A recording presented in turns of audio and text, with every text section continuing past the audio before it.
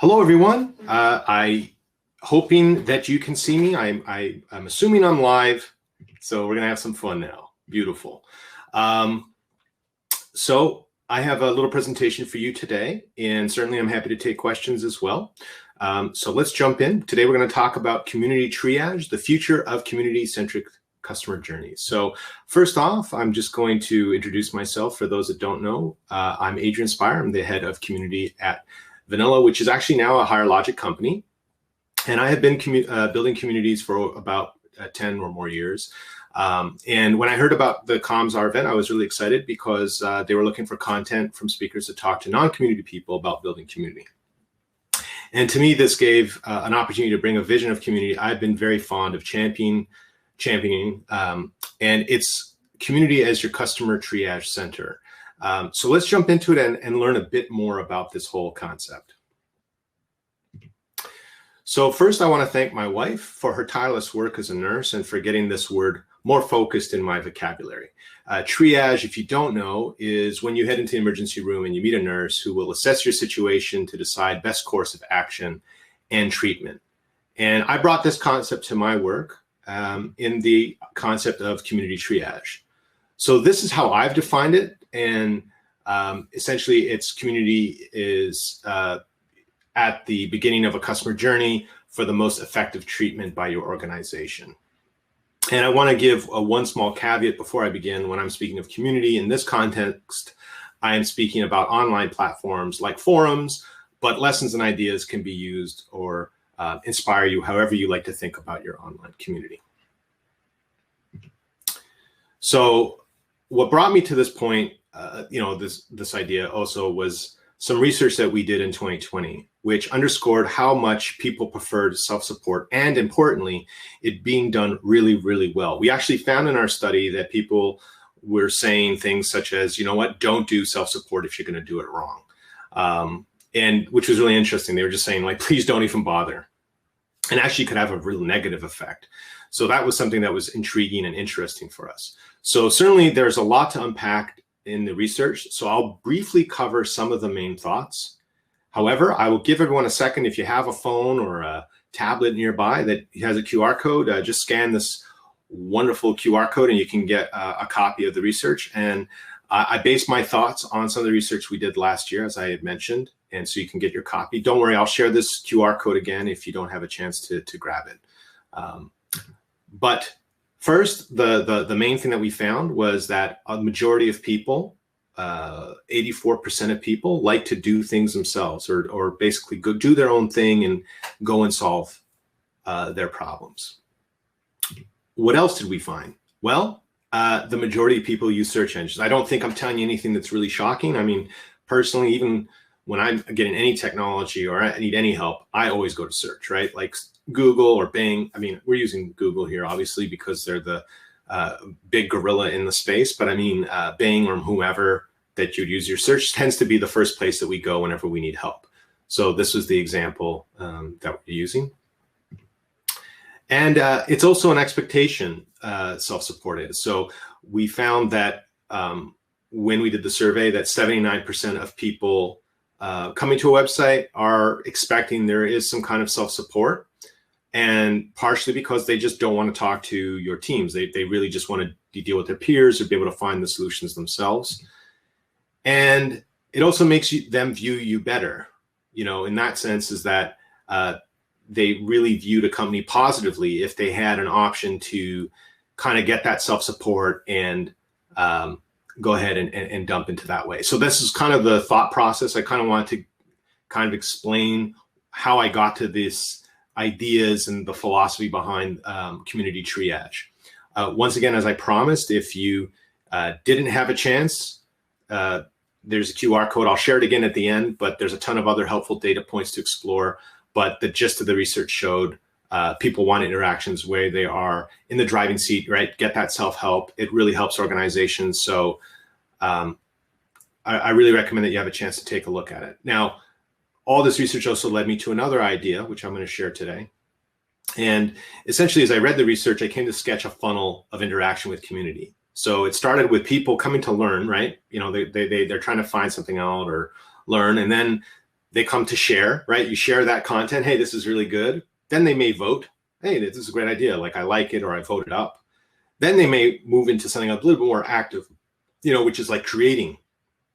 And where they needed to, this would funnel into an account-specific private areas. So that's the idea, right? Is that at the end of it is people would, contact a support agent, create a ticket, or make a phone call where it made sense. And as of today, I don't know of any companies who have 100% gone this way, but there are some very, very successful companies and mature companies that are very close to it, where they're just putting that community up front as a, as that primary interaction. And so I'm suggesting that this is going to be the future, and actually what I recommend for people. So essentially how this works is that it looks at the staff and redirecting all the energy there. So the initial reaction is not to call or create a ticket, but to engage in the community and head there first, and then take the interactions that's necessary through to the other level. And so I want to encourage the audience today to consider this for their own communities.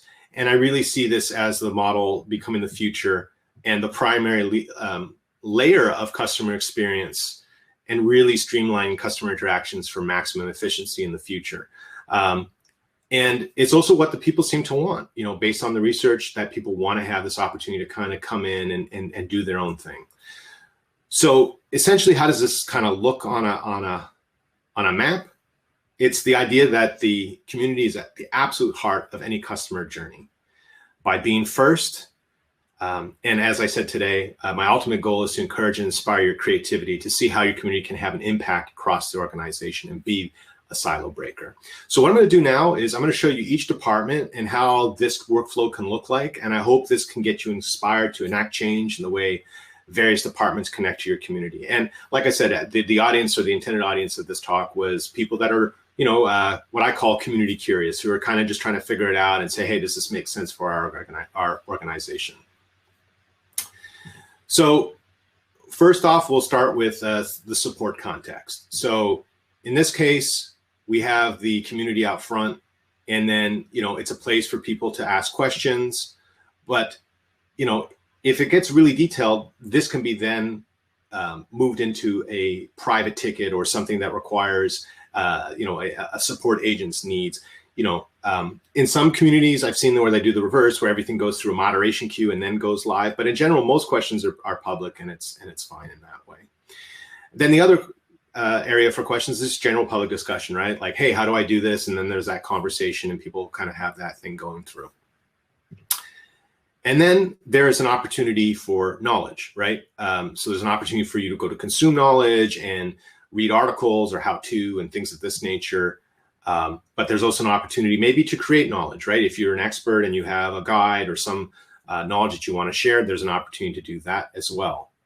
And then finally, it's an ability to search for knowledge. So there's many different ways in this context. And I see that there's a question for Simon saying, do you think it's possible to have a brand community that isn't primarily a support community? Yes, absolutely. I'm actually going to show you the different departments and how I can see the community can really function and putting it at the front. And that's kind of the what I wanted to show today. So this is kind of the traditional support community model, right? That, people have questions or they have knowledge, right? They either have something that goes directly to the ticketing system, or they have that open discussion, or they either create or they search or consume that content. Next is the success department, right? Everyone's talking about customer success nowadays, right? It's the big thing that everyone wants to talk about. So how does that look with community? So, I sat down and I started to think about it, and really there are three things that people need for success, or rather, when people are thinking about being successful, is they're looking for inspiration. So, hey, what have your customers already done, or what are they doing, or what could I copy? Best practices, like what are the best in class companies doing, the great brands, what are those people doing, and how can I do it? And then networking, right? Connecting with others that are maybe in the same space or have the similar marketplace, right? So that's an opportunity. And I didn't put this on the slide because, to be honest, it kind of looked a little bit weird, but I honestly see the CSM organization on the far right, which may be your left. It always gets me confused. So the idea is that the CSMs themselves could go and be inspired get themselves best practices and also network with other customers. So there's a really great opportunity having that community being the primary spot. It's actually how we do our community for our customers. It's a success community. It's not a support community, because the idea is we want people to be inspired. We want people to be able to see the best practices and share with one another. And we want them to connect with other vanilla customers and have that conversation. It's been very successful. And I think a lot of other companies have done a really good job with it. And if you're not, it's something that you really want to explore. The next area that I think is an opportunity is sales. And you're saying, Adrian, sales and community, how does that all work? So the thought is, the community is kind of the primary space that someone that is looking at your brand or trying to understand how you interact with customers will come and check out.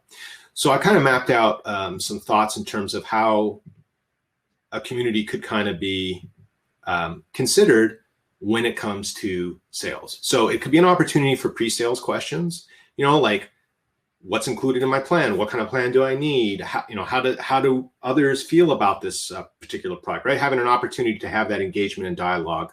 And then as you see on the bottom part there, self-research, right? So just doing a research, kind of kicking the tires, kind of doing the reading, learning, trying to understand how do they interact with customers that have problems and dealing with that kind of stuff. Then I think there's an opportunity for sales promotion. And what I mean by sales promotion, it's not to beat people over the head.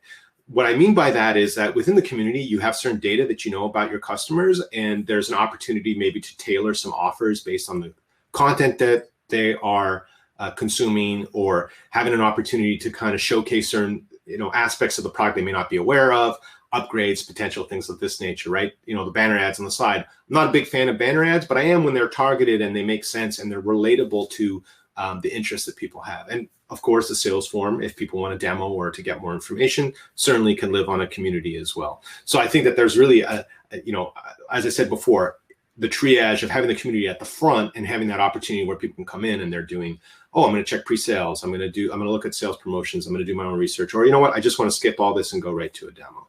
So that's an opportunity there I see from that kind of spot. Then, of course, there's our friends in product, right? Everyone loves product, I'm sure. So our product marketing, product managers, how can community work in this sense? This is another way that I've seen a lot of people be successful. It's actually one of the other ways that we use our community as well internally. So it's a place where there are basically three things that I think can be done really well. So when people want to give feedback about the product, sending them to the community. Now that's, to share bugs, confirm that there's a bug, help resolve bugs, right? So that there's that repository, that one truth, so to speak, of like, hey, is something not working? Maybe I'll go check the community first. Oh yeah, you know what? Someone else reported it. Let me share my screen. Let me share a video. Let me share a screen grab. Maybe there's some troubleshooting tips that I can look at. Next is the place to vote or submit ideas, right? So driving everyone into that space.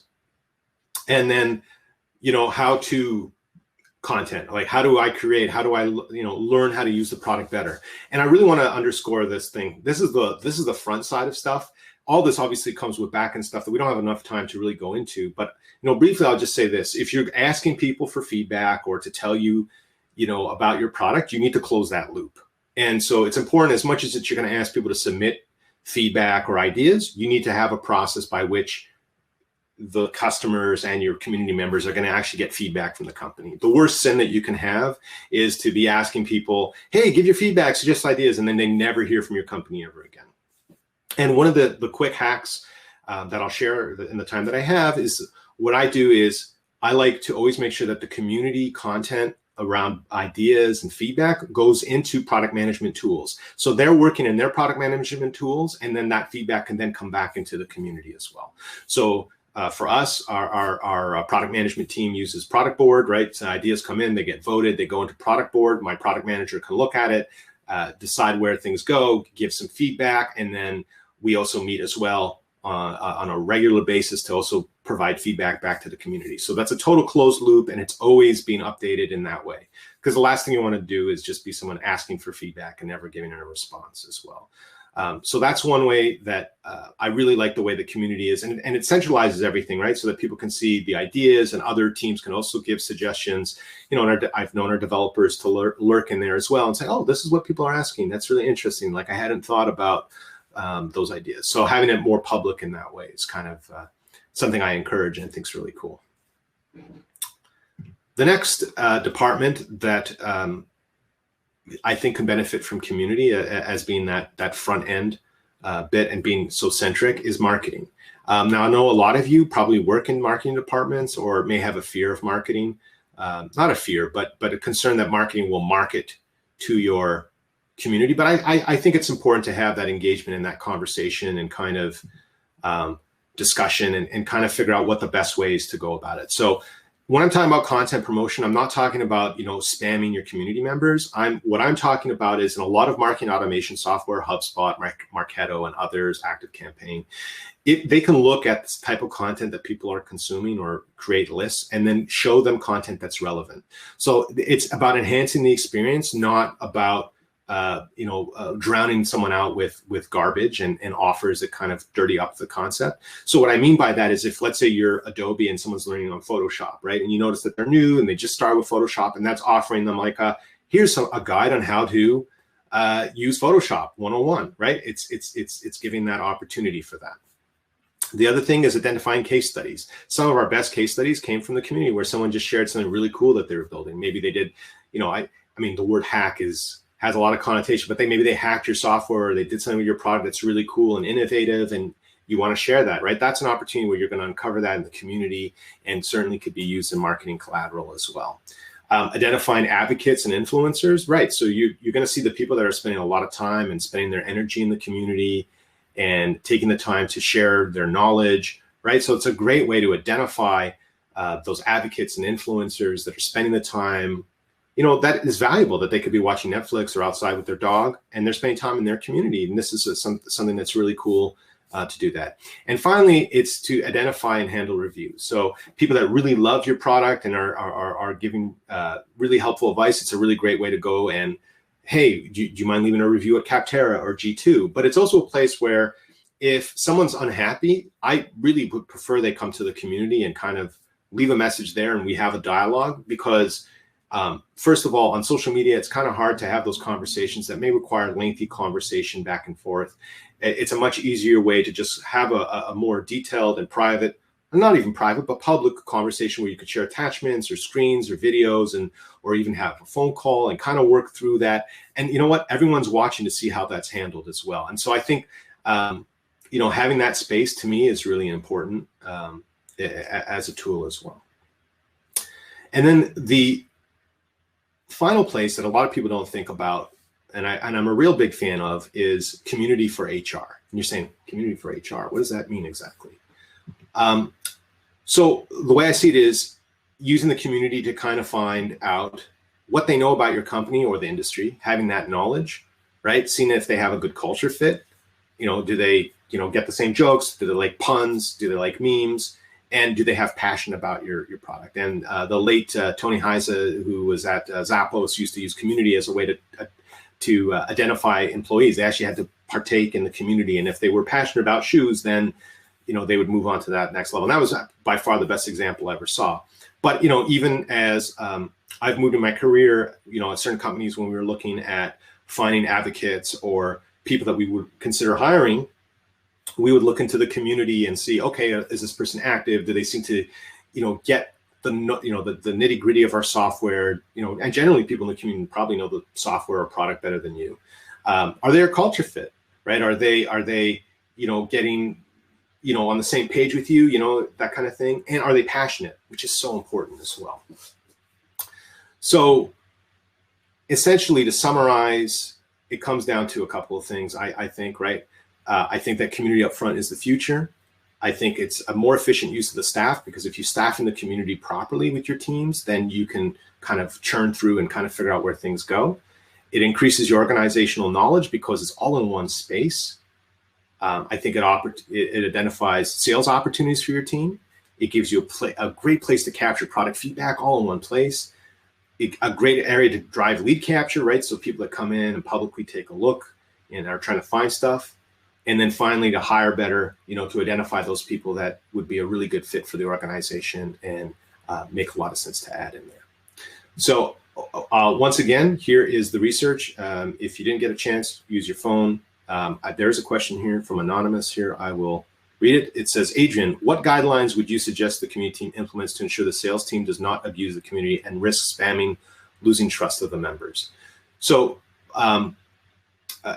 hopefully everyone grabbed that. I'll put up my info in case anyone has any questions afterwards, but that's a really good question. And so the thing is, what I'm suggesting in this model is that the community team takes ownership and leadership in terms of being that upfront. The idea isn't for salespeople to kind of go in and harass community members. It's where people are raising their hand and saying, hey, I need more information. I'm trying to understand more about your product.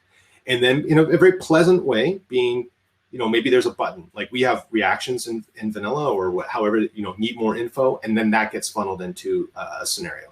Because as we were saying, as I was showing in the research earlier, most people want self-support. They don't want to be bombarded. And I think that's the important aspect of having that understanding as well. So if people are coming in and they want to learn about the product versus, it's now come to this level where I need that extra bit of a reach out or someone to come and answer those questions for me. I think that's kind of where you want to have that understanding. And I think it's also being clear to people when they join or they're entering that sales area as well, that,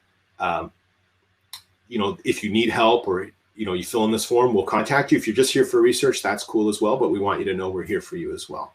So I think that's about setting the expectations on both sides. And my info is here if you have any questions, and I'm happy to take any other questions from the audience if there are any.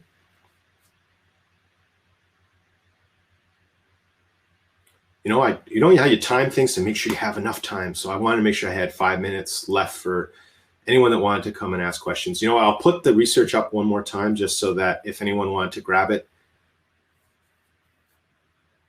Well, someone's asking me a very flattering question. I don't know who's asking. How did I get to be so great? I don't think I'm great. I think the main thing is being curious. As long as you have curiosity and a thirst for knowledge and practice, I think, if you do enough talks, enough times and spend the time on it, you get to be comfortable in your own skin to do them. So hopefully this was helpful. Can I ask the audience, did everyone get a chance to download the copy, or should I put back the QR code, or are we good?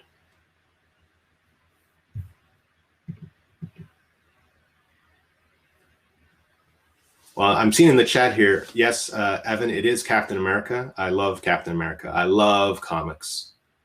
People know about that, by the way, that I love comic books. It's kind of my favorite thing.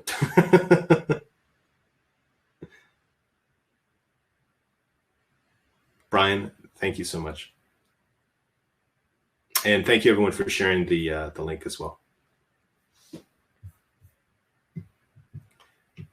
Well, I guess if there are no more questions. Oh, here we go. Matt's asking, what are some trusted sources for you for CX outside of your surveys? Oh, trusted. Oh, okay. For customer experience. So the TSIA. Matt, I think you remember because I saw you at the TSIA event a couple of weeks ago. I've talked to John Ragsdale, their research, and pretty much it overlapped. Like, it was really funny because you get nervous when you're doing surveys. You're like, okay, are we going to be like an outlier? And then you look and you see their data overlapped really, really well. That people are really, really intrigued by self-support. That they're using Google up front. And so what made me feel comfortable in putting this together was I knew that it wasn't only our survey that saw those results, it's also the TSIA that saw that result as well. So I highly recommend checking out the TSIA. They have a lot of great resources and research around customer experience and customer success. They do channel surveys as well in terms of what channels people use, community and knowledge base being one of the top ones, not really a surprise. And that self-support is super important. So, I mean, that was the other reason why I think that more and more people just kind of want to be able to do the research on their own at 3 in the morning. If they have a problem, they want to just be able to go in on there. And I kind of wanted to think of a model that would be the way that people can do it. And, like I said at the start, my wife's a nurse, and triage is something that she's always telling me about. You come in and kind of get moved to certain areas, and that's how you should follow it through.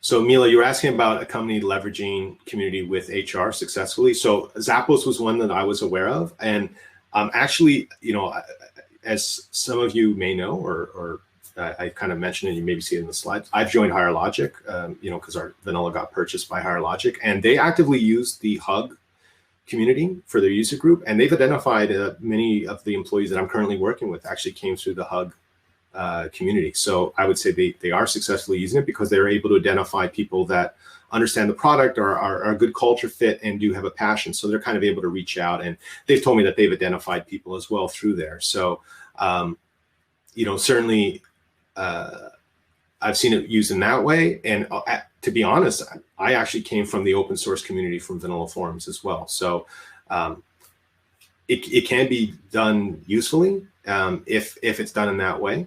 And HR teams should be involved. I think, you know, if you've seen someone that's really cool in the community, why not? Then we have this question here from Scott. Great you're using Product Board. Thanks for being a customer of ours. Anything you wish you could do better in the community to better share feedback with the team or get value from the feedback shared? Product Board is really great. I think, you know, the thing is, well, we've done a lot of the integration work too. So it right now it's really working very well for us. And so I you know, on the spot, I can't really say anything so much as really enjoy using the product. It's really easy to use.